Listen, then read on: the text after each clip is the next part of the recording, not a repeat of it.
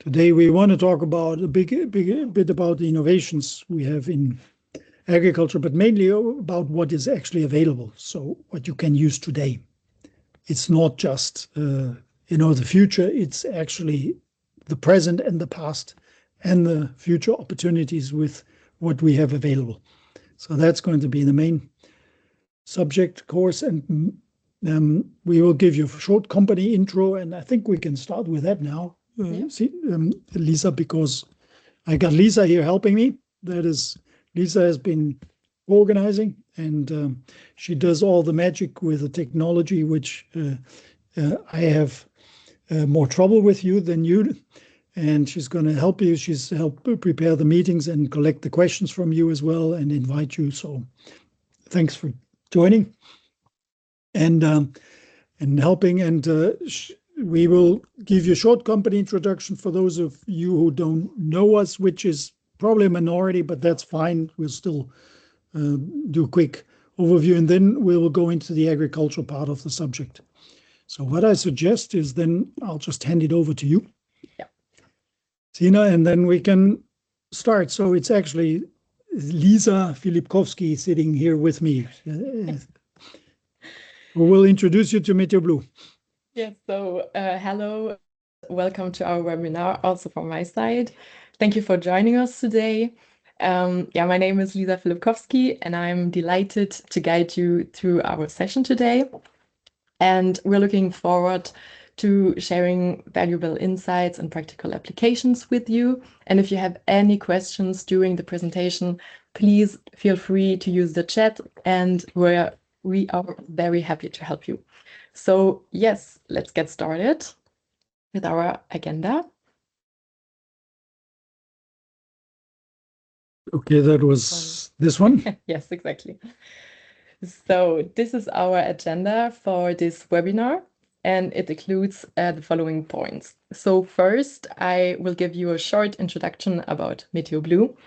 Then we'll look at the agricultural decision process, which includes site assessment, seasonal planning, weekly planning, daily planning, and also historical analysis. After that, we will talk about how to deal with uncertainties. Afterwards, we will have a summary of applications, and finally, the conclusion. So now to the key facts. So meteoblue has over... sorry? Yes? I think if you're trying to share something, it's still not there, the presentation. We're not sharing. Yeah, not yet. I'm sorry. That's good. Thanks for helping us with that, because I was sharing the screen, at least as far as I'm concerned, but that hasn't happened then. I'm sorry. I'm really sorry. But here we go. Now can you see it? Yes, now it works. Perfect. Okay. So now to the meteoblue key messages. So we have over 76 million active users on our website, and we have over 3,000 business customers. Those customers are in over 100 countries, and we are also participating in EU projects, and we are very proud that we have almost 100% API availability since 2012. meteoblue was founded 2007 and acquired by Windy in 2024. We share technologies and improve products on both companies. So on one hand, Windy receives access to high precision data and meteorological expertise. And on the other hand, meteoblue profits from top-notch IT and UI/UX resources and increase his reach. So also what's very unique about meteoblue is the unique reliability. So we have history and forecast from 1940 to 2100. We have the highest publicly documented accuracy, top availability. Here are also almost 100% since 2012. And we have weather and climate data for every business and also tailored for agriculture. So we have over 50 local and global weather models integrated, over 100 data sets, and 150,000 weather stations supplying real-time measurement data. So as you can see, meteoblue is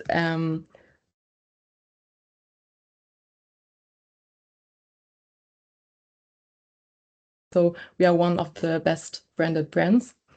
And all of this offers you a complete, perfect offer of precision meteorology.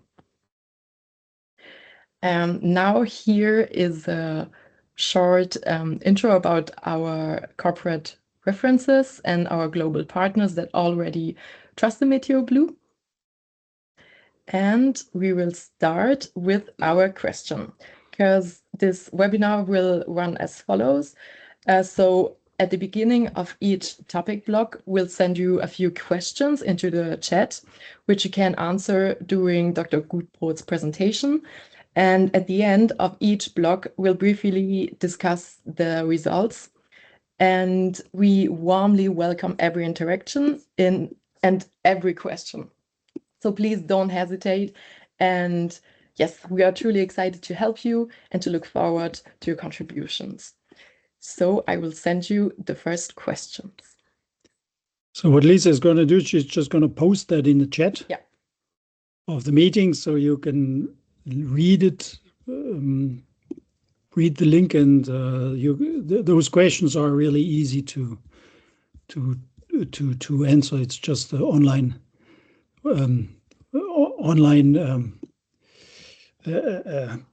poll, which is related to what we're going to talk about. While you're filling the questions, this is introduction to me. Most of you know me, so there's not much news here.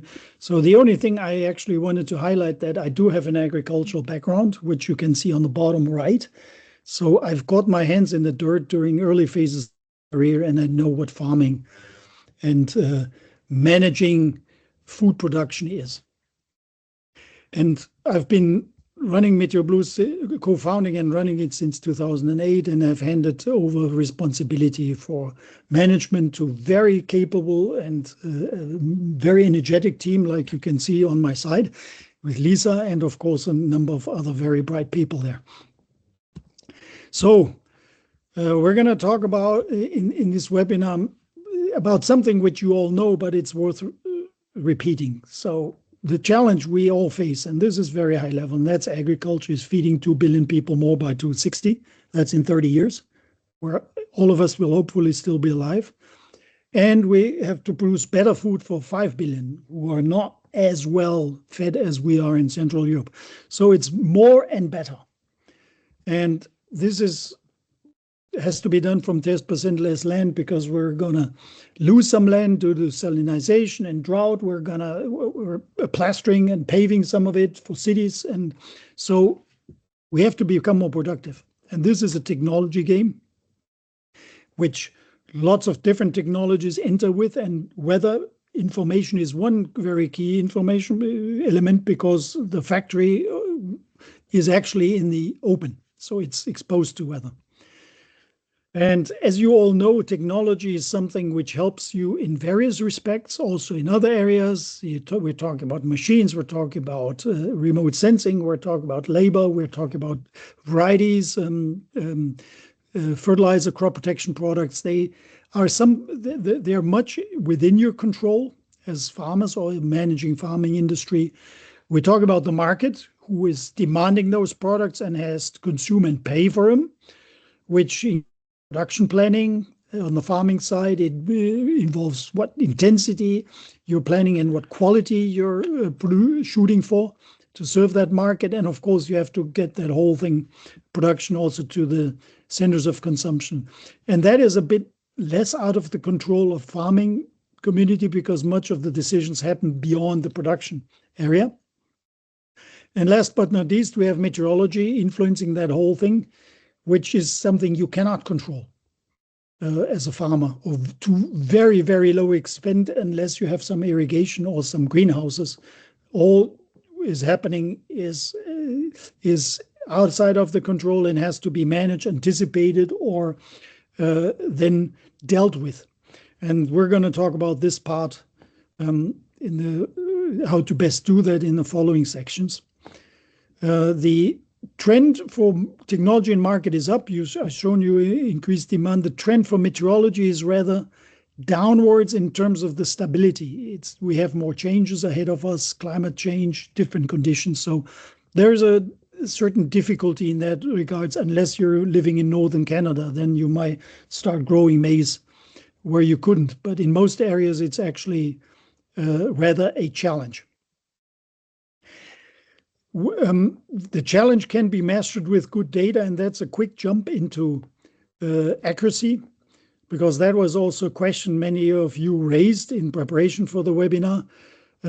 Meteorology data is, of course, not available everywhere, so we rely to a large extent on simulations for producing this data and relied on forecasts for making decisions tomorrow. And accuracy is one of the things we put a lot of effort into at meteoblue, and which we've been advancing over the course of 18 existence. So today we can say that in relative to the standard yellow curve, our multi-model station-based technology does allow you to increase, or let's say reduce error by something like 10 to 15% for temperatures. And even if you're in the broad acre area without a station close by, you're still getting a substantially better forecast than what you find out on your own pre-installed mobile phone app or on most of the websites. So this is if you have your own station, then this is what you will be getting as an additional benefit for accuracy. For precipitation, this is probably the most remarkable one and relevant for agriculture, because there we've made a step change improvement in the last 12 months with, this is data from earlier this year, on the worldwide basis, 31,000 weather stations, comparing them all to global models, which is what most competition uses. And measuring the forecast accuracy using Heidke skill score. I will not enter the details, but it penalizes errors as much as it rewards right forecasts. And we've been able to put a 20% improvement into what we do on precipitation side. And if you have your own weather station in a farm or in very close by, then you can expect almost a 30% improvement on the accuracy of the rainfall forecast. And this is really relevant for most of the activities happening in the agricultural space.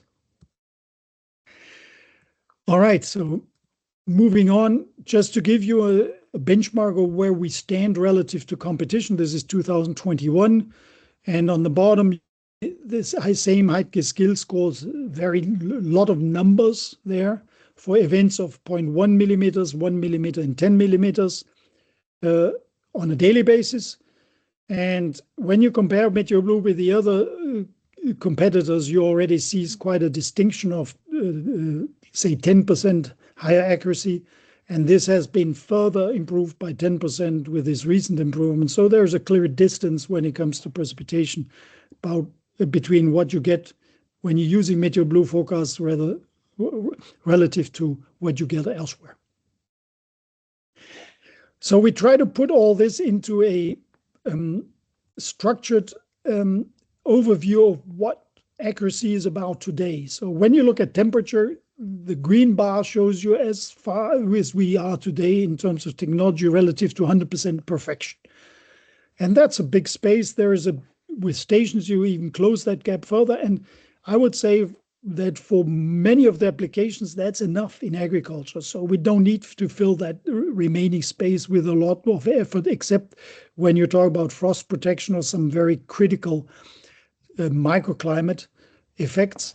That's the little red box on the top. That's the unfilled space. Otherwise, we're pretty close to what we can consider satisfactory, although several of you complained about the forecast accuracy in the in the question in the preparation. So we'll get back to what that actually refers to when in the later part of the questionnaire. For wind speed, the situation is perhaps a bit less perfect because when you're dealing with spraying, that's a critical element, and there's a lot of local differences there. But still, the forecast is quite good. Same thing for relative humidity. When it comes to precipitation, the gap is still huge. So although we made these improvements here, which I just showed you with 0.5 or 0.55 Eidge skill score, there is still a lot of space to 100%. And so we understand that, and we'll talk about uncertainty in a later stage. So just to get you to get you up to speed on which constituencies we're talking about. So we're here not talking about farmers. We just heard from you that you're either advisors or some other service providers. So the on-farm questions will not be so relevant for you. However, we do notice that you use weather information intensively, either twice per day or several times per day or at least once. So we're looking forward to your feedback on that.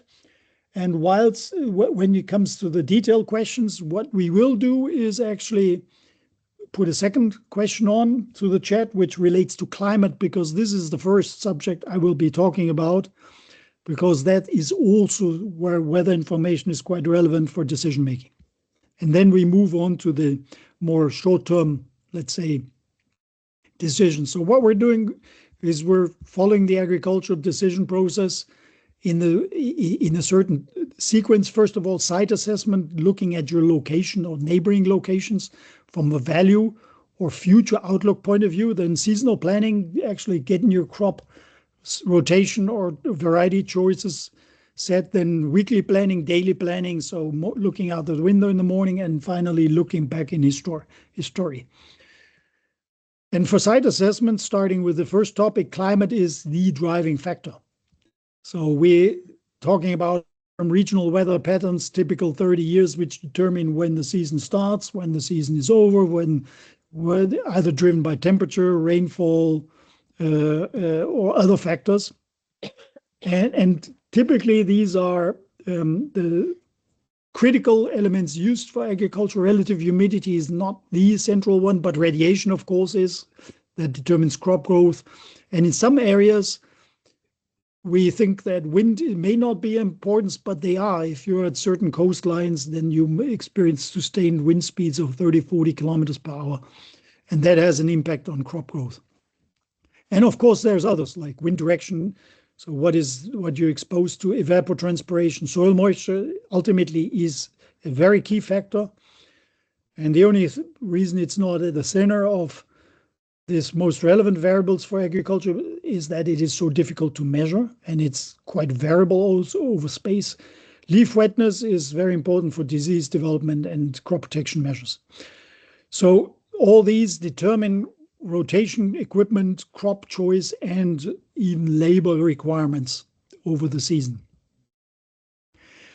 So let's look at some very simple ways to get a handle on these. This is something you can access using historical simulation data from meteoblue, collected over the course of 80 years. 1940 is a start, and it goes up to today. Here's a frost risk for Basel. You can have a closer look, and you will see that essentially our last frost in the spring has moved by about 10 days from what it used to be in the 70s. And if you take the, let's say, more than 1 hour frost event, then even moved by 15 days. So that has an impact on agricultural practice. And if you look at the last frost on the right side of the graph, you see that there's a similar trend. So essentially, we can say the season today is something between 2 and 3 weeks longer than it used to be. Very simple. A very simple overview available at a mouse click. Same thing for wind speed. We can look at the Basel wind speed in this case. That's quite interesting because there the resolution of the models is very important. 4 kilometers is actually reflecting topography. 30 kilometers, it makes everything into a large plain like in Nebraska or the Atacama Desert. So if you have local wind effects, then looking at historic information with some higher resolution is quite important, and that is available. In this case, not for 30 years, just 15, but the patterns are usually enough for making decisions. And the larger scale effects are more, the 30-kilometer resolution is more useful for longer time series. The most important one I mentioned is soil moisture, so we'll get to some very detailed assessment of that also in that historic review. In this case, I just used some 2021 data, which has been summarized and in a presentation. And this is showing you how variable these soil moisture conditions can be over decades. So green is good. That's what everyone being in farming would love to have. Wet is when it gets a bit too moist, so trouble getting into the field, sometimes stress to the crop. Yellow is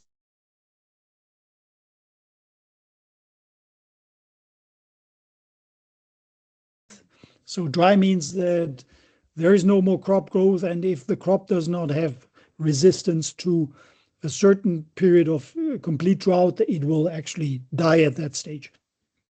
And so the summary shows you that there has been in that location few seasons in the 80s and 90s which had a complete growing season.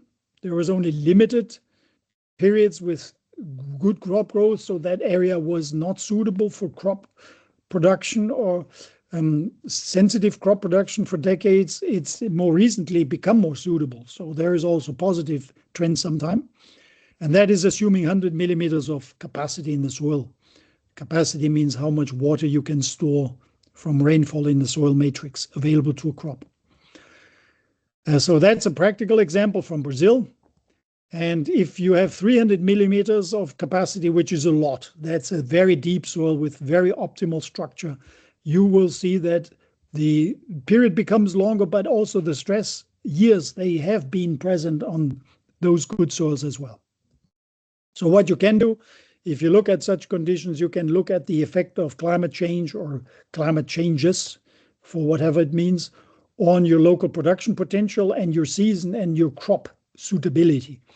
And that's that can be done for any location worldwide. That's another example for a location in the same state. That's Rondonópolis and also in Brazil. And you see that in that location, rainfall is sufficient throughout has been sufficient through all years, moving from the top to the bottom of the charts on both the mid to the super rich soils. So that location is obviously exposed to less climate risk than the location we looked at previously. And this is something you can do then if you're looking for different farms, if you're comparing sites, and if you are also sourcing materials from different areas, if you have interest in large crop production purchases or have to manage a transportation logistics channel, then the variability and what you can expect in terms of crop protection on different locations becomes quite relevant. So all this is available through these simulation data constructed over the past 50 years and 80 years and transformed into soil moisture in this case. You can even see other things that I added this for a little bit of entertainment or instruction. When you look at Afghanistan and Kabul, you see that it's a very agriculture-dependent country. By the way, 50% of the people still work in farms and feed themselves from it. And the civil war actually happened in the periods where the growing season was shorter. And then it became better for some years, and then it became really bad in 2021. And coincidentally, that's when the Taliban invaded Kabul. So there seems to be relationships which go just beyond the simple crop protection. When you look at the various sources of such climate information, then you can, of course, use farmers' almanacs. You can use climate averages from your geography book or from your local library or experience. You can use modeling, which is what I just showed you, or you can use your own weather station if you do have such station.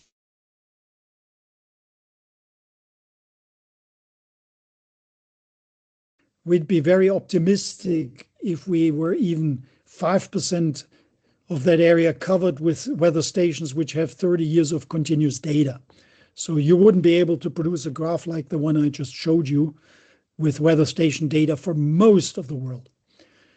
The advantage, of course, if you have one, it's going to be very accurate for a certain cost. And you all know these costs the entry cost is around 1,000 euros for a good weather station which survives in an agricultural space. The ease of use, once you've mastered it, is quite good, but you need some time to deal with with data. On the left-hand side, you see that the other sources are, if you look at accuracy and availability, they are not really good solutions. So modeling is today by far the best.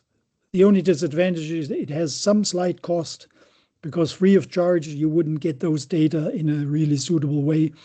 But if you spend 100 euros per location, you will be having access to all these data. And if you buy larger volumes, it's going to be cheaper.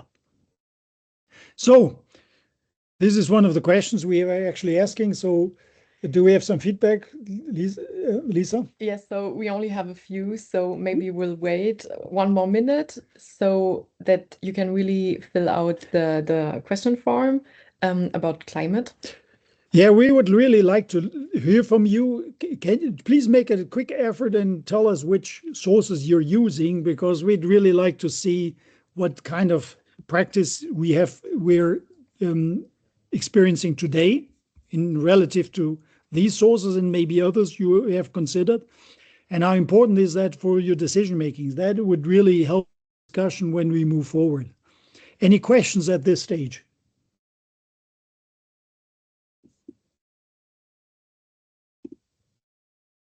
Okay, no, not the case. Do we see anything in the chat? No. Okay, so we'll just move on, and we are going to stop the next seasonal forecast, and then we will actually check for answers. So please go through your climate survey, and once we have a reasonable number of questions, we will start the next one on seasonal forecasting as well. Okay. We'll talk about seasonal planning. That is something which most of you are familiar in farming, and I will go it's used for which varieties you have, when you start planting, how much seeds, fertilizer, etc. you will likely require. And the meteorology gives you some quite good information on the short term or where you stand, but also in the long term. In the long term, so you can always track these developments of a particular season relative to previous years. So you can, if your planting time is September, you will know that, sorry if I talk about September, this is of course more southern hemisphere, but it can also be the case for winter cereals in Europe.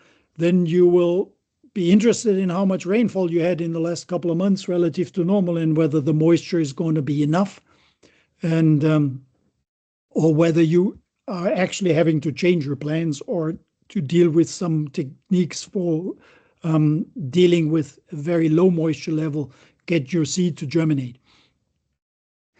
That's one thing you can do. You can, of course, source such data also from the History Plus offer which we have, which allows you to compare the previous season, so you know in the course of the season how much you have accumulated and whether you're likely to have had crop stress or moving towards a, let's say, satisfactory production. And you can also look forward. That's what most people are, of course, interested in. What is going to happen in the next 3 months? To be concrete, what is this going to be a really rough winter in Switzerland, let's say? The indications are actually not. Farmers' Almanac says that it started early with the temperatures being still slightly above normal on the average November. Today they're, let's say, in the normal range. December looks like it's going to be a rather normal month, but still above average, and there's no drop in these indices except for March, where it seems slightly, some models say it's going to be slightly cooler than the rest of the months. So that is something we watch with some interest. We haven't seen many decisions based on these seasonal forecasts. It's a lot of debate in the business and in agriculture space, but generally speaking, the accuracy of such forecasts has been limited. So, do we have some more answers by now? Yes, some few more. Okay, so let's, well, it's not too many. So,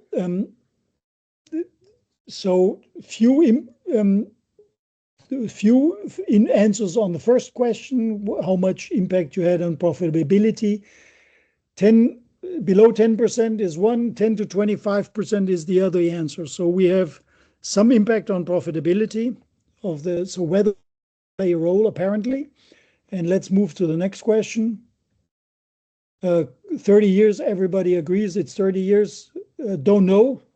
Well, now you know climate is usually 30 years. And that's 30 years looking backwards. If you're looking the next 30 years, you will be needing to use either the trends we just showed you in the soil moisture diagram, or use climate simulations, which you can also extract and see how that trend is going to move forward for the next 30 years. We'll show you an example later on. What do you use for weather climate information? That's mostly weather stations. That is brilliant. You've seen now that there's alternatives. If you don't have a weather station, you're most likely to get some very good additional information using the simulations which I showed you. And when it comes to water holding capacity, we have two feedbacks actually. Most of people operate between 150 and 200 millimeters. That's okay. That's mean rather good soils. So I imagine that this really depends on the region. There are some regions you would never get a 200 millimeter holding capacity soil. And there are some regions, so this is what you have to pay attention to when you are managing the meteorological information, because 100 millimeters of rainfall on a 100 millimeter soil is most likely not to be fully retained. Some of that will go and infiltrate because the soil already has water, so it won't hold those 100 millimeters. So maybe only 80 or 70 or 60 will be retained. If you have a 200 millimeter holding capacity soil and you have 3 days of rain, that most of it will be kept. So that is quite important. We'll launch another question then on seasonal forecasts. Yes. Yes. So please answer them. Please answer while we move ahead. And you have more time now. If you want to answer the climate question in the meantime, be happy to do that, because we're going to spend some time on weekly planning now. This is really the core of where we see weather information used today. And that's what most of our customers ask us for as well. It's the 7 and 14-day forecast, and it's used for field applications mostly. And it has a lot to do with confidence intervals, which we actually supply. So we'll give you some examples in this section here on how that is or can be used. And we won't show you the classical weather information. You know those, so there's no need to show you forecast. We'll show you some real practical application in a larger farm. So let's say we have a tractor on the farm premises, and we have 3 fields to work on, and we have to make a decision where to start. Okay, so the first decision is how much rain did fall in each of them, because if the field is flooded, you wouldn't want to send the tractor there. And we're assuming all 3 fields need work, so there is no difference in the urgency of these. So, but there is a question, how much time will we have available? And this is the first decision then. by looking at the 14-day forecast. If these 3 fields need 5 days to work on, it's already going to be quite tight, because there is, in the next 7 days, there is at least 2 days with rainfall. So the 5 days are going to be, and if the soil takes some time to dry, then it's going to be worse. So we'll maybe run into some stress. So the question is where to start then. And this is an example with the field trafficability. And we're purposefully using 3 different soil types here in this example. So the field number 1 is a normal soil, the rather clayey. The second is a sandy soil, and the third one is a silt, which is quite an optimal soil type with good infiltration capacity. And these are the resulting field trafficability indices then. And then you can start thinking about where you want to start. And the question is, of course, do you start with the closest one? That's the most obvious. Do you start with the best one where you can most easily work on? That would be field number 2. Or do you start with the most urgent one? So if number 1 is the most urgent, you would start with number 1, and then you go to number 3. Number 1 is good because number 1 has the least hours you can actually expect good trafficability. So you better start with that one. Once you're done with field number 1, after 2 days, then you can move to field number 3. You're likely to find good conditions there. And then field number 2, you're most likely to still be able to travel even after a rainfall. So that's the least critical. So this is an easy way to use that information to making important decisions. If you don't do that, you might have done field 1 and 2. And when it comes after 5 days, field 3 is no longer trafficable. It's going to rain, so it's going to sit there for another 1 week or 2 until you have the next chance to enter. And in the ideal, if you're using some special software, you will get a very nice list of fields all sorted with a relative trafficability, so you know where to start and how much time you've got. This is something we don't have as an offer on the meteoblue site. This may be available in 1 or 2 years, and you can find some of that with some of our partners. Okay, second example, spraying window. That happens less often. Field trafficability is always relevant for whenever you put the tractor in the field, regardless whether it's seeding, soil preparation, seeding, fertilizing, spraying, harvesting. With spraying, that's the second most frequent operation done in intensive production, at least. And that depends mostly on wind speed, temperature, to some extent the relative humidity and precipitation as well. And therefore we give in the agrometeogram a nice summary on what hours you could use for trafficking that particular field, and which hours are less suitable and which hours are no-go hours, because it's either raining, so the product will be washed off, or it's windy, so the product will be blown to the neighbor. In both cases, it's lost.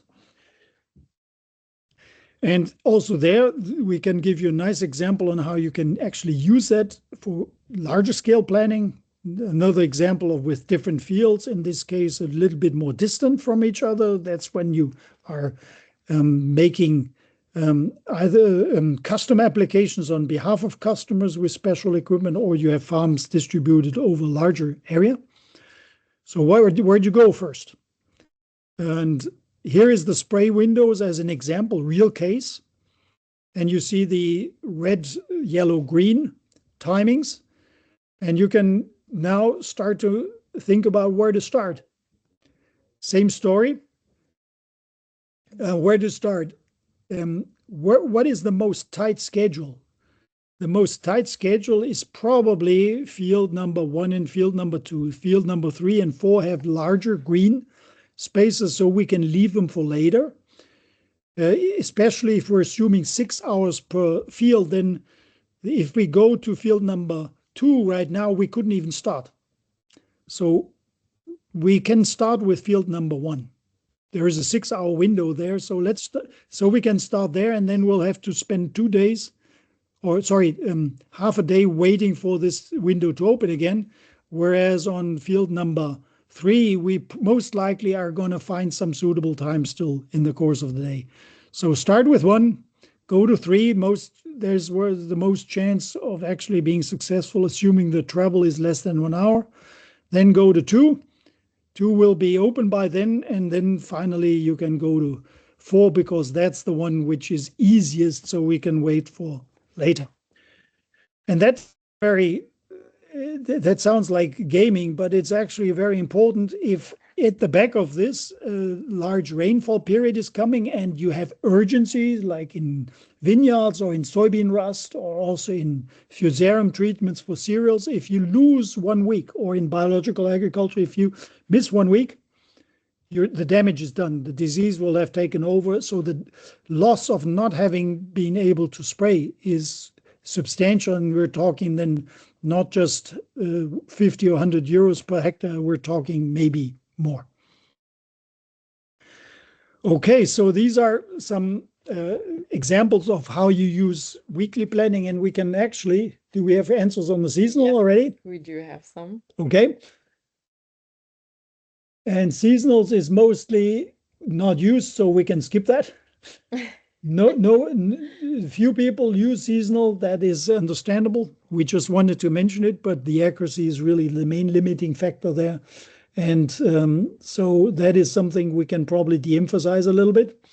What we should do now is actually put some answers on how often you use weekly planning, right? Yes, exactly. That's where it gets more relevant.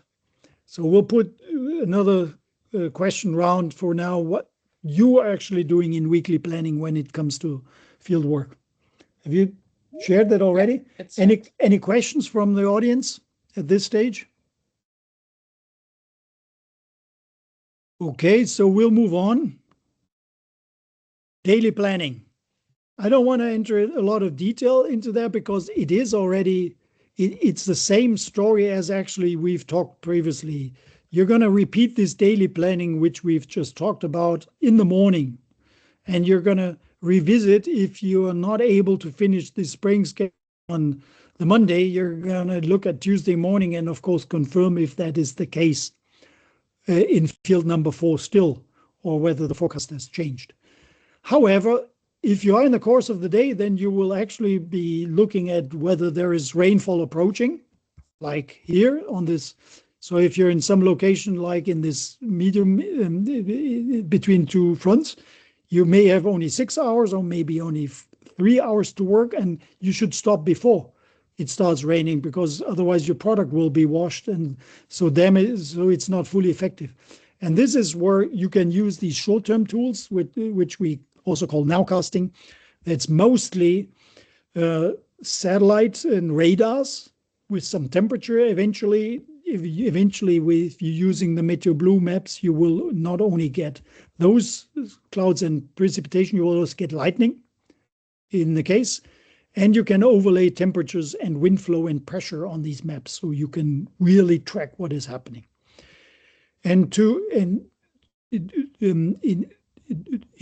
the next weeks, we're actually enabling a global 2-hour forecast. So users in Brazil and Australia and India will also be profiting from a forecast like the users who have been enjoying that in Europe and the United States already for the past 2 years.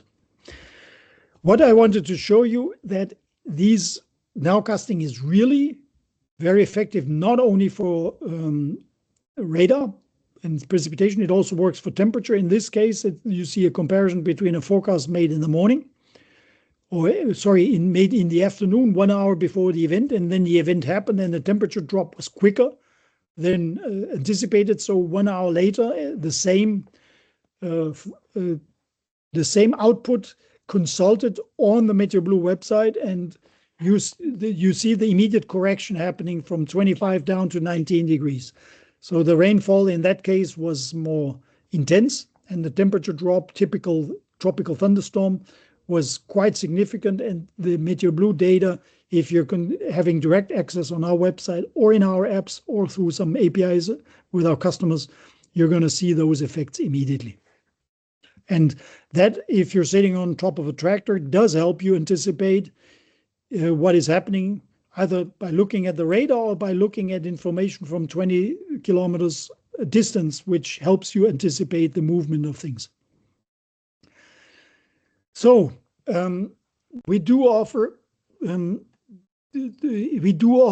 all these goodies through either the meteoblue website, which is using hourly updates as in radar, as you've seen. We also do offer that if you're operating station networks, so you can make those individual station measurements enter directly into your output for the forecast, and they will be reflected to the users of the station data. That's all a fully automated process. Do we have some feedback from the? So shall we go back to the source of planning websites? And nobody's using app here. It's more websites. So that is actually a sign that most of the users are more professional, because apps do not give you the full range of what you showed. Our app does not. The website is more important. Then let's move on now to forecast sources. So what was that already?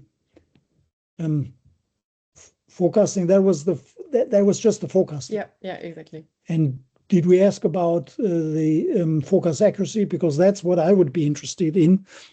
Or was that the second part of the question? I guess it's the second part. So we would like to ask you a few questions about the forecast accuracy you're experiencing. And we had a few questions also in preparation of this meeting on the accuracy. And perhaps we'd like to really see from you, what are your main concerns in terms of accuracy? Where are we missing? What is making it difficult to make these decisions in the agricultural space?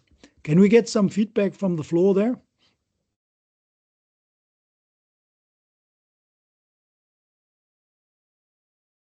So do we have some?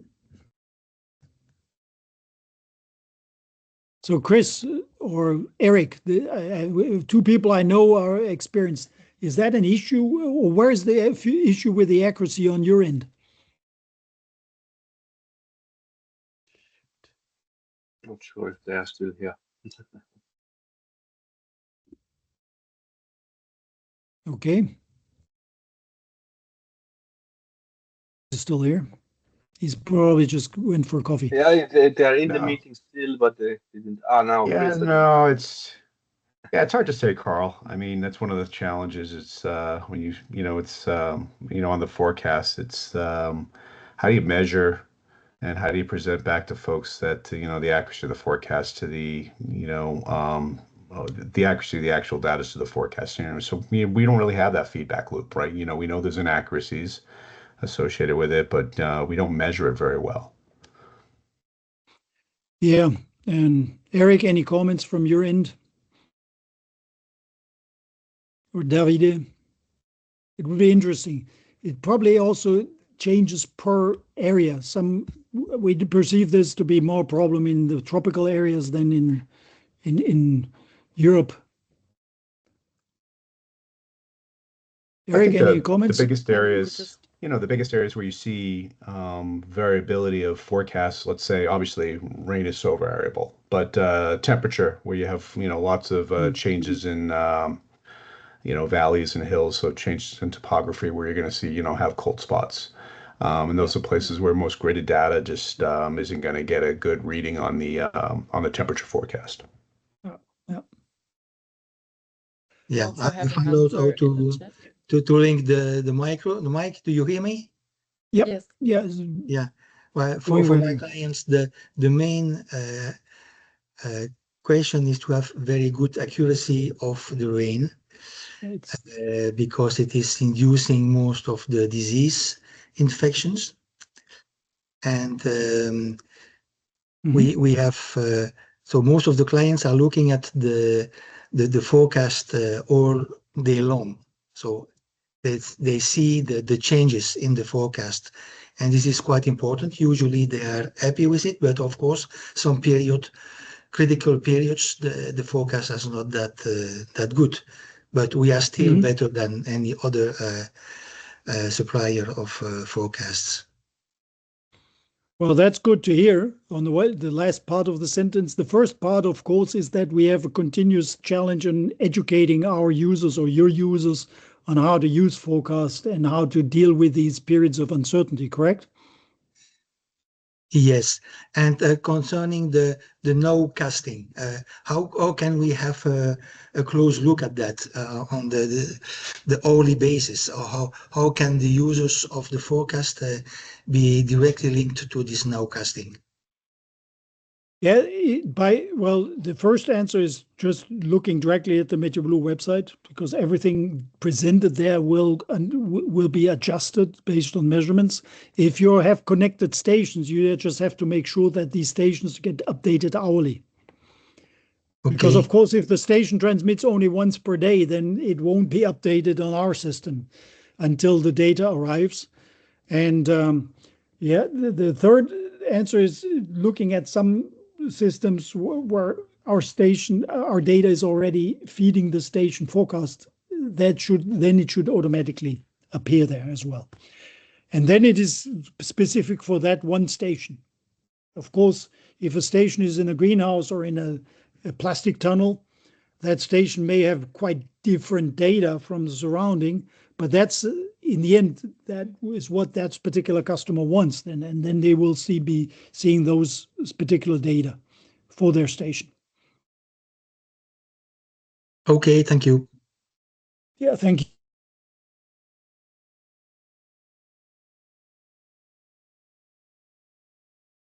People being so frustrated with bad forecasts coming from the global weather models that they just don't use it because they don't know that there is actually a better way and there is a certain predictability in these forecasts.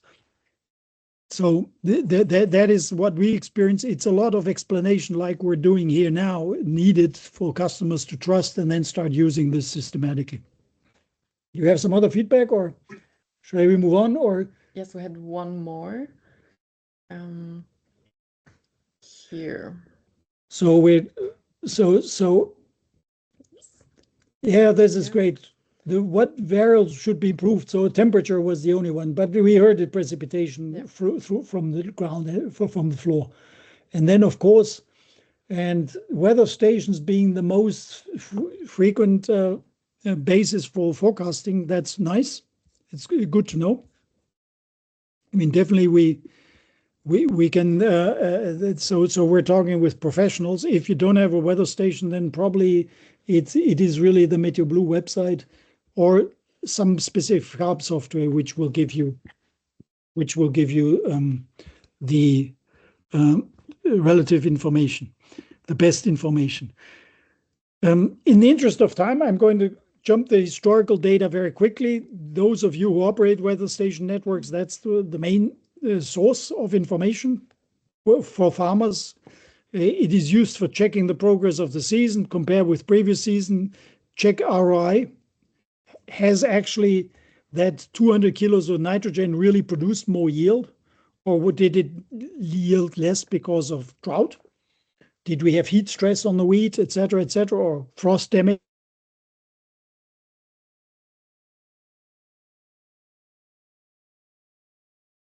And one recommendation we do make is when you deal even with forecasts, just save your data as these nice graphs so you know what you've been using and what you've been deciding upon later on. Some examples of if you're power users or what you can do with our huge database looking back in history. Again, this is historical information from models, and it tells you where the stress happens in, let's say, a temperature risk. Quite interesting that the risk areas are expanding and moving over time. And if you are dealing with agricultural logistics, grain production, or insurances, this is actually quite an important source of information. And we do already have some clients out of the insurance sector using these kinds of data because it gives them full spatial coverage.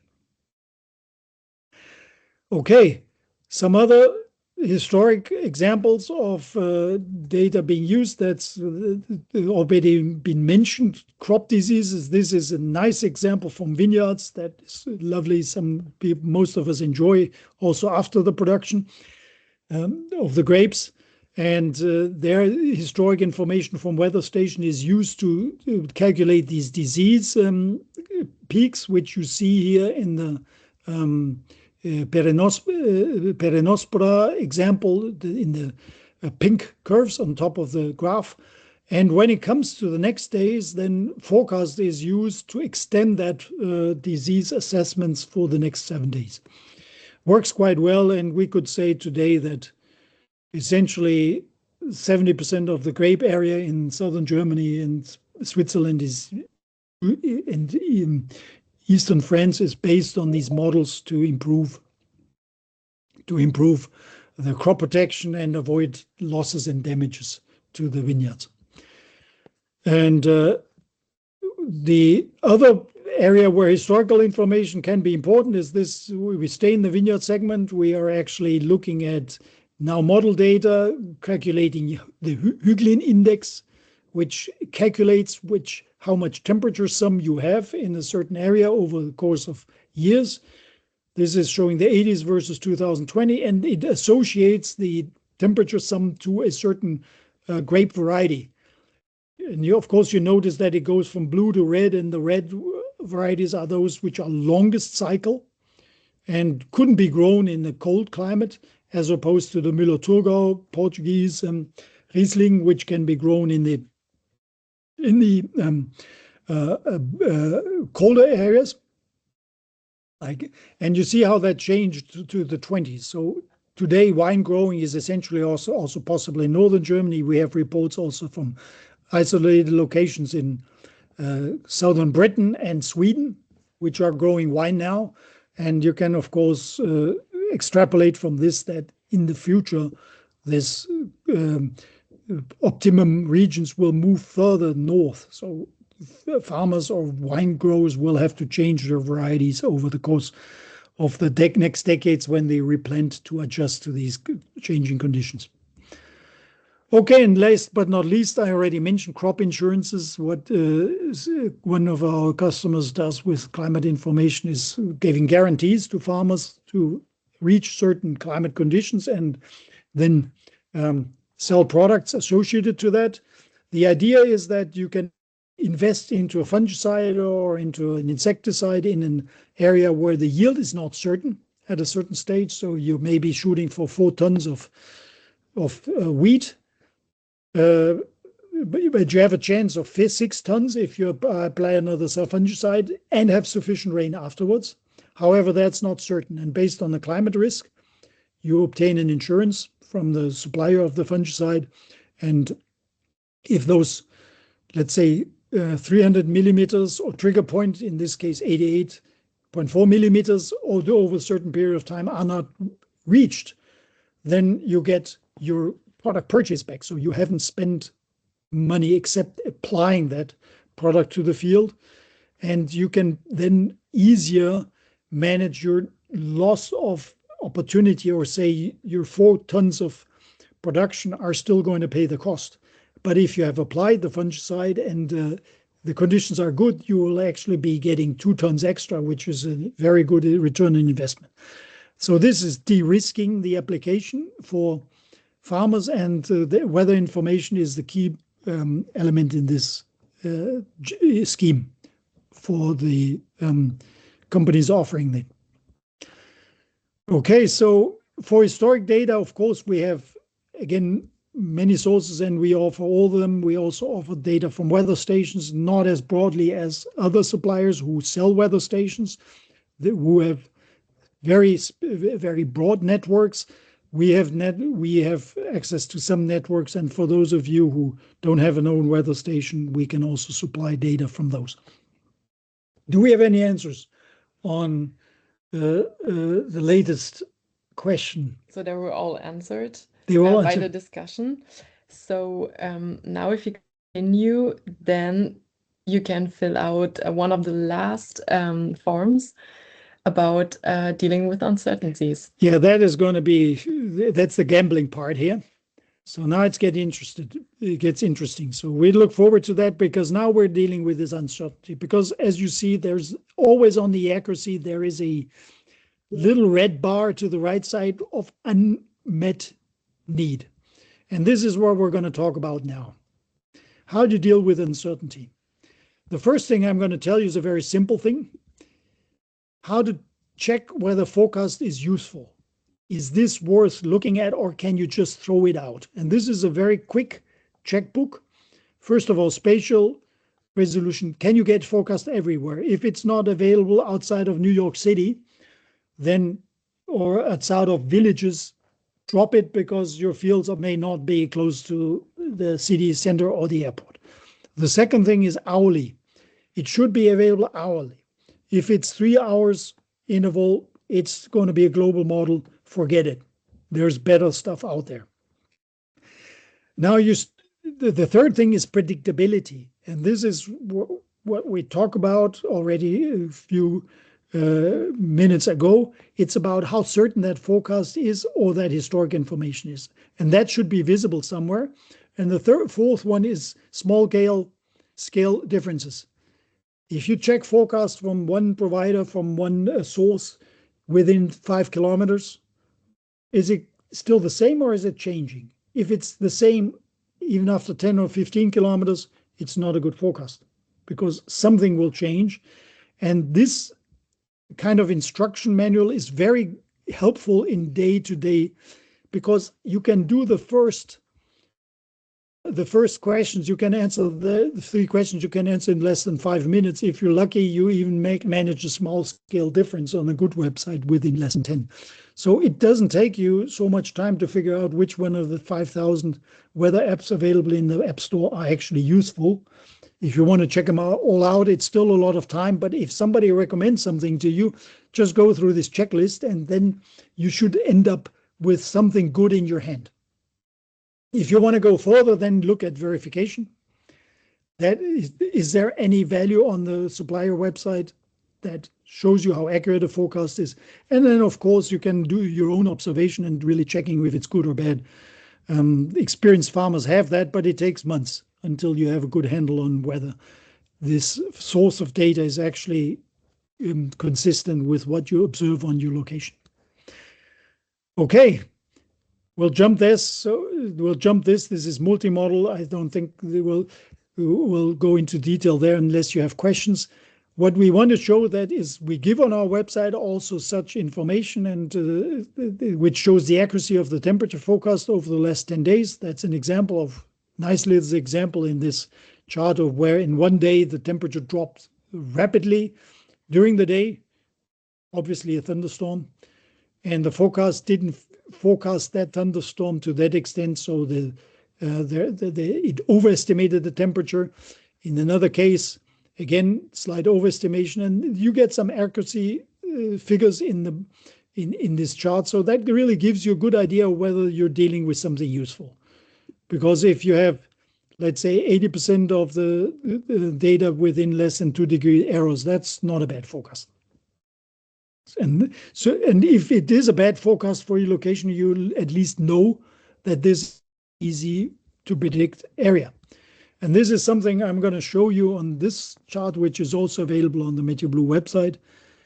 This is a measure of predictability. So when we make forecasts and we are pretty certain when anybody else makes forecasts, then this is the patterns that you're going to see. So blue is good forecast, red is bad forecast on a relative scale. And so you notice that there are certain areas of the world where making good forecasts is just more difficult than in others. And it's not a question of how many weather stations you've got. It is a generic question of predictability of the weather. And that is happening in mainly the continental areas, which are shielded from large-scale water bodies by mountains.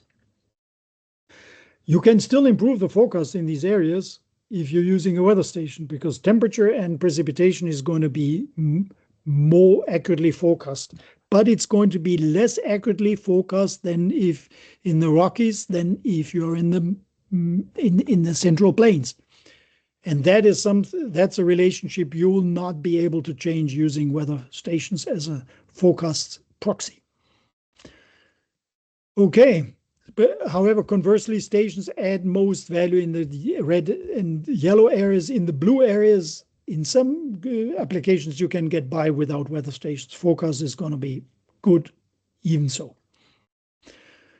Now, how do we deal with this uncertainty? This is probably something most of you have not seen, and will give you a very concrete instruction on how to deal with uncertainty. The question is here, should we fertilize or not? If it rains, we should fertilize because the fertilizer is going to be washed in the soil, produce a yield increase. If it doesn't rain, we should not, because it's going to evaporate and be lost. And we have a 40% chance, so that's not very high. So let's do the numbers. If you, in this example, fertilize 1 ton of maize, 30 kilos of nitrogen, you'll get 1 ton of maize extra. That's an agronomist decision, but usually agronomists know what they can expect from a certain measure. So that measure is worth $150 plus at market rates. Maybe that changes a bit, but roughly. 30 kilos of nitrogen costs $35 depending on where you are. Application costs 15 to 20 per hectare, so maybe a bit cheaper depending if you're large scale. So let's say 50. That's your cost. Then the profit of this measure is $100. The chance of getting those $100 is 40%, because if it doesn't rain, you won't get it. But if it doesn't rain, you will have spent the 50 and get no profit. So then the calculation is, if you know those factors, the calculation is rather simple. 40% chance of getting $100, that's $40. 60% of chance of losing 50, that's $30. So there is a $10 profit in making that decision. Now, that doesn't work on a single day, of course, because on that single day, you're either going to get profit or no, perhaps, or not. You're going to lose maybe something in the middle, but hard to tell. But if you're repeating that decision 5 times, you're very likely to get the $10. Now, $10 is maybe per hectare, is quite a tight number, so you may decide not to fertilize in that case. But if the number is $80, then the calculation is, if the number is 80%, then the calculation is different. So same story, $100 profit, 80% chance, that's $80. 20% chance of losing 50, that's minus 10. So the difference is 70. So with 80% chance of rain, you should be fertilizing. Your chances of success are quite high. So this example shows you that forecast alone doesn't make the decision, but if you have a predictability of the factor in question, you can even make decisions on a, let's say, uncertain forecast. All right, this is the formula we used. I will not explain that now in the course of time because you need time to adjust, but same example again. And in a nutshell, if the cost-loss ratio is a certain percentage and the probability is higher than this cost-loss ratio, then acting is a good idea. So meteorology actually helps you in making those decisions, also on the economic basis. Last question on accuracy, I just want to show you an interpretation challenge. This is a practical example of planning for Saturday, Sunday on a particular weekend. That was already a couple of years ago. We're planning a flight show, but that could also be a spraying application or a harvesting time. And the requirement was having no rain on that day, Saturday, Sunday. We're looking at the forecast, 95% rainfall, so that doesn't look good. In the case, we had to make the decision here in whether to buy beer and sausages or not, because otherwise you throw them away. In the agricultural case, you would have to make a decision on whether you are going to recruit people to work on Saturday, Sunday, or whether you're going to purchase additional fuel or rent wagons to actually transport that harvest or whatever you're using. So we move ahead. It's Wednesday. We're still 65% rainfall, so we're having to buy the beer. So the question is, what should we do? And we ended up buying the beer and the sausages. We're still dealing with 70% rainfall, so quite a risky bet. It's Friday evening, and all of a sudden the Saturday probability went down to 40%, so the sausages were not too bad anymore. And finally, we had the Saturday morning or Friday night, and 30% probability of precipitation, 80 on a Sunday. So what happened? What was right? The answer is the devil is in the detail, because what actually happened was we had a beautiful Saturday. The rainfall came and the 30% actually happened. We did get those 5 millimeters during midnight. So it was actually on the calendar date of that Saturday, but not in the critical time period. So we were able to have a nice flying day. On the harvesting, you could argue whether rainfall during the night is an obstacle or not. Let's assume that you've made that decision or the operation is still possible, so it would be the same story there. The reason we made that decision on Wednesday is that we saw that it wasn't just a heap of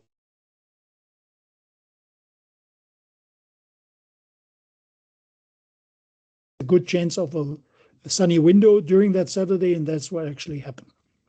So this is an example of how you can use probabilities and also details in making forecasts. And then that issue of bad precipitation forecast is substantially smaller than what people perceive, because they just look at this day or they don't look at the percentage and then they feel confused. Okay, do we have some more feedback from? Yes, we do. Yes, we do. So what you use helps make, so people are actually using predictability. So that's good. And nobody said they don't use nobody predictability. So we hope that this helps you further with economics. And it also means some of the feedback is also showing that all of our users all our listeners spend some money on forecast or on weather information. So it is obviously a professional audience here, and that should then help you transmit those values and those results and those insights to your customers who have perhaps less knowledge in how to use this information. Okay, so So now I will just share our last question form. Yes, I was just going to say we will share the last question form, and we'll just summarize this all for you. Now, while you get the last question, whether it's essentially what you thought about the webinar and how useful it was. So please think about that. I mean, our summary is that we've shown you how you can engage weather information in all the 4 steps: climate risk assessment, seasonal management, weekly and forecast, and historic and measurements. From your feedback, you're mostly involved in weekly and daily forecasting. So we hope that with the probabilities, we gave you some additional tools on how to use weather information in that context.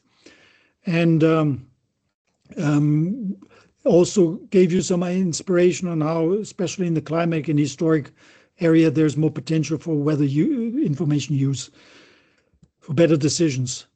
And then I will hand over to my colleague Rodrigo to share the conclusions with you, I guess. Yep. Rodrigo, do you want to sort of summarize what we've done, and then we can give you some additional insights into our webinar feedback, huh? Yep.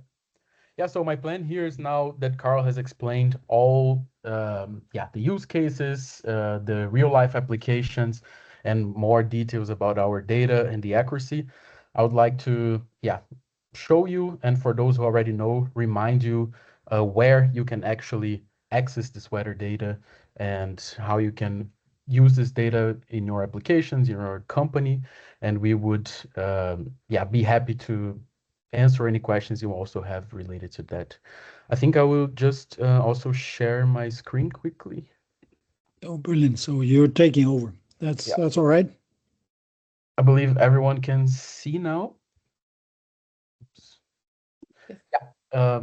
And basically here you can see the different the different options you have to access our data, starting from raw models, which as mentioned before, we have a very large database with different models, high and low resolutions, regional models, global models, all variety of weather data you can really get is included in our database, and we can give you access to that. The next step here is then the MLM consensus, which is the best fit multi-model mix of meteoblue, mixing inputs from different models, from satellite and radar imagery, and also from measurements. You get that directly with our forecast packages. And the last level here, which is the MLM station service, which is when we actually use your weather station data as input to train our forecast model, which then provides you with, let's say, the top level of accuracy and really hyper-local forecasts trained based on your own data. And regarding our data and service quality at meteoblue, we always look for ways to improve our service and our offer. We have recently expanded our satellite and radar data, improving time resolution in geographical coverage, which will directly also have some impact in the forecast accuracy. The forecasting algorithm is always studied to be improved and to feed new data into it, either coming from new models or weather station networks, which also help with the training. And recently we have launched our precipitation forecast improvement, which is improving our precipitation events forecasting up to 20%. And this is launched a few months ago, and you would already get this data by just using our forecast API and getting the precipitation data. And as also Carl showed earlier, we like to be transparent about the verification of our data accuracy. This is our strong point, so we have no fear in showing it. That's why we have the real-time verification publicly on our website and comparison studies, checking our accuracy, comparing it to competitors. And if this is something interesting for you, we would always be happy to share it.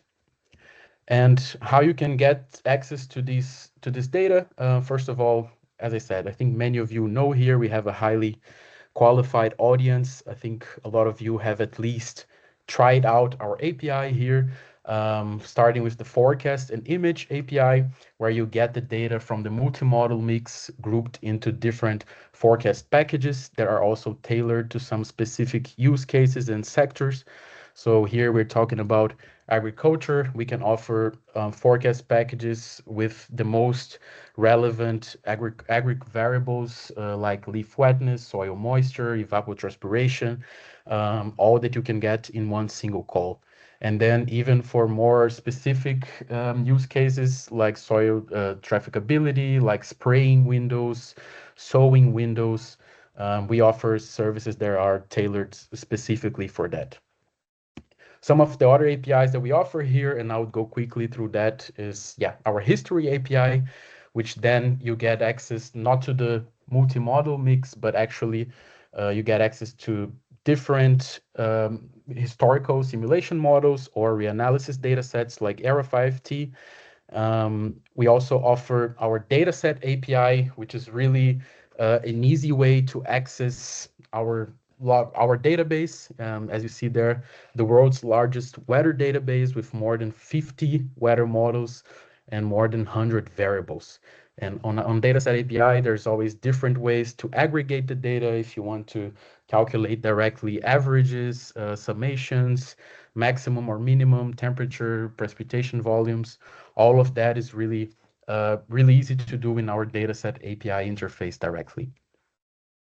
And last but not least, we also offer our Maps API, which are visualizations that we prepare using our weather data. And the Maps API can be integrated via a plugin, which is quick plug and play solution. You just get an HTML code and you can have the map interface directly placed on your service or your website.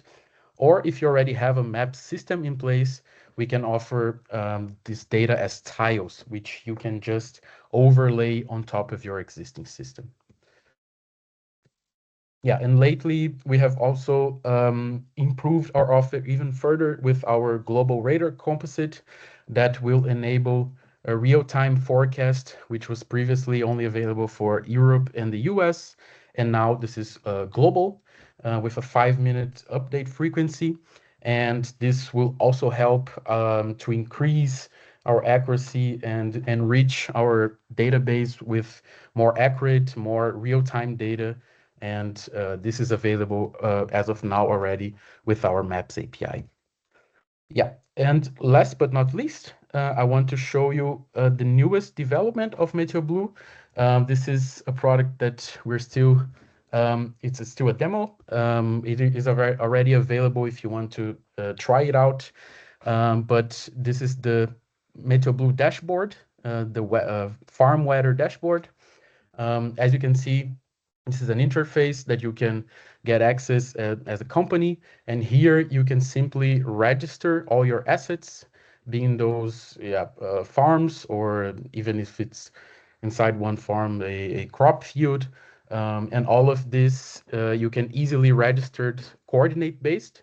And you have an overview here of all of your assets in a quick glance. And once we go here to the farm overview, let's just take this one. The idea here is then that all the information that is relevant for you and that is customizable, meaning that different use cases might need different visualizations or different widgets that will be placed in this dashboard. And then here you can quickly, in a quick glance, see your assets. You can also specify what type of crop you have here, the dates of the last planting activity, the last treatment day for pests, the soil type that you have in there, what type of irrigation system is there in place. And here already you can get a quick overview of the weather development for the next 5 days. And if we scroll down here, you can get in detail weather events or weather warnings. So here at the moment, we don't have any alerts in these locations, but you would get alerts like extreme temperature or extreme precipitation events, wind. All of that can be displayed here in one glance for all of the different assets you have. And below here, you are able to customize what do you want to have in your overview. So here you have, in this example, the meteogram 14-day. We have also another map layer here, this one coming directly from Windy. And here in the map, you also can choose which view you would like to show. And the idea behind this is to make it easy to manage the weather-related data in one overview, and that you don't have to go and get different APIs, but instead you have all of that in one quick and easy access here. And you can also customize different types of views. So if you would like to have certain data, certain metrograms, or you want to do certain analysis, you can pre-select what is the data that you have in different views. And let's just take this one, the risk assessment as an example. Everything that is related to comparing the risk assessment for the previous years, you can quickly come here and add some thresholds depending on what's your preference, and then it will pull directly this historical data and make an analysis of, yeah, here you can see this also was shown by Carl earlier. It's the events where you had more than 20 degrees temperature for more than 5 hours, and then it shows over the years how this has progressed. And generally, this also is customizable in a way that if there's a certain feature or something that you'd like to have added, that we can work together to enable this for your company.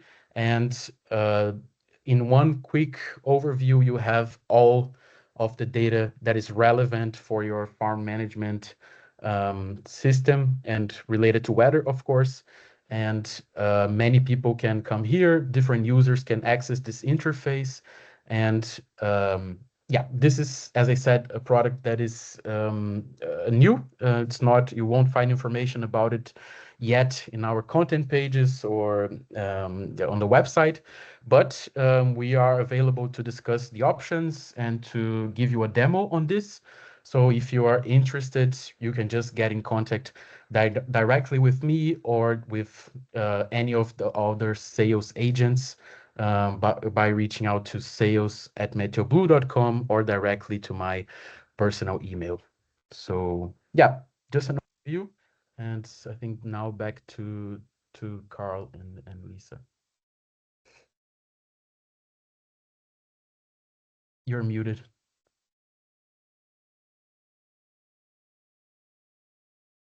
Mute me, yeah. So too many buttons open. That's great.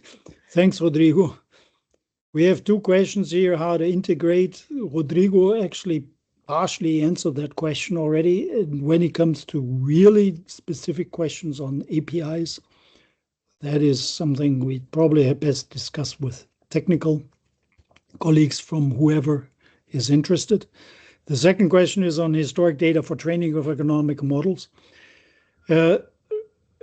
Related accuracy and resolution, that is a very important and also a bit more complex question. When it comes, for instance, to soil moisture or temperature, which I showed you in previous charts, the data are good enough to train agronomic models wherever, except if you are in the Swiss mountains or in very microclimatic conditions, but that's not usually where you train models, at least not crops. So the model data are very suitable for that. And they're probably more suitable than stations if you don't have those stations exactly on the location where you're actually growing your crop. So the other advantage of historic weather data is that you can use them wherever your experiments or your growth observations are. So you can apply them also to farm information or to remote trial sites. Ultimately, how precise are they? This is, again, then a question of what you're really looking for, because, of course, the individual local frost reading may not. If you're looking at precipitation, mostly the sums of the volumes over time are more important than individual events.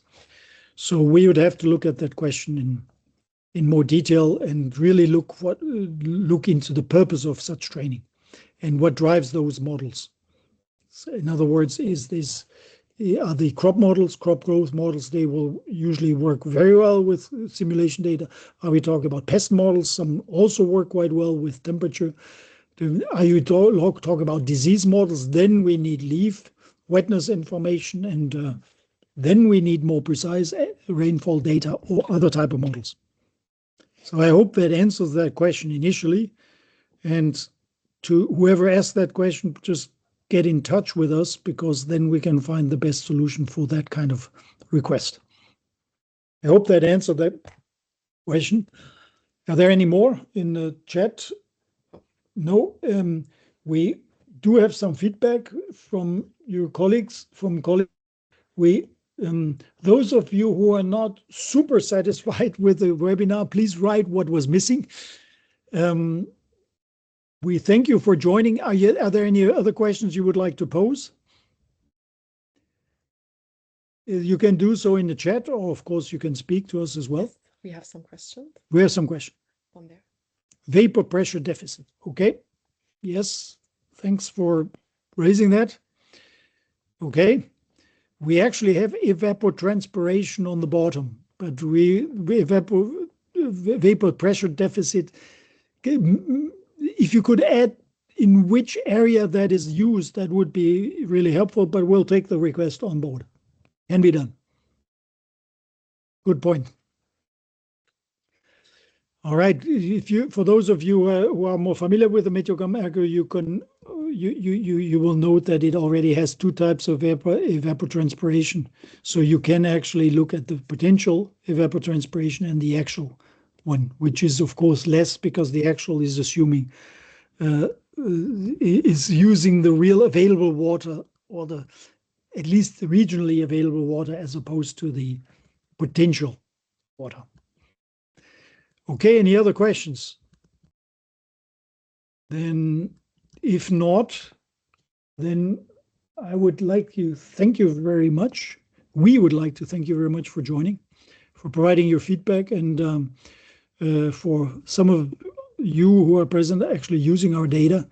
And we hope that this helps to further improve the usage and communicate that to your customers and to users, and overall coming back to the initial point, to actually improve the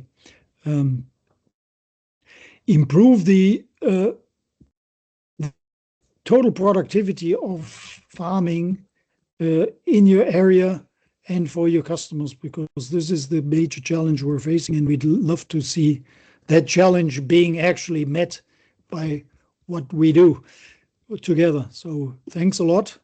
We've also created a coupon. Those of you who wanted to test Point Plus, we're going to put that coupon in the chat. Yeah. And you're happy to use it. And thanks again. If we don't see each other before Christmas, Merry Christmas and Thanksgiving, of course, to the colleagues from the US. And we hope to be in touch. Yeah. And if you have any questions or would like to learn more about our solutions, please feel free to get in touch with us directly. And we'll also be sharing the recording and presentation slides with all of you shortly, like in a few next days.